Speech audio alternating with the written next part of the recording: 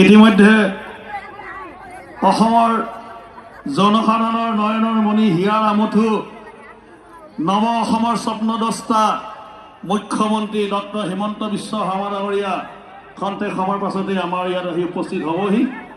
আজি বতৰ ভাল কৰিছে, এটি সুন্দৰ পৰিৱেশ। আমি সকলোৱে আজি সভাখন এখন সবাংগ সুন্দৰ সৎখোলাহৰ আৰু ভাৰতীয় জনতা পাৰ্টীৰ সমগ্ৰ অসমৰ লগতে শদিয়া সমষ্টিটোৰ বিপুল ভোটত যাতে জয়যুক্ত আমি হ'ম, গতিকে জয়যুক্তৰ আনন্দ উল্লাস আমি আজি সকলোৱে কৰিম।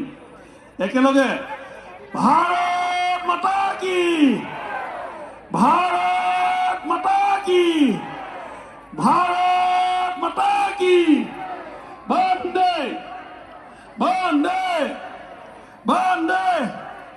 নরেন্দ্র মোদী জিন্দাবাদ, নরেন্দ্র মোদী জিন্দাবাদ, নরেন্দ্র মোদী জিন্দাবাদ, নীতিন নবীন জিন্দাবাদ, নীতিন নবীন জিন্দাবাদ, হিমন্ত বিশ্ব শর্মা জিন্দাবাদ, হিমন্ত বিশ্ব শর্মা জিন্দাবাদ,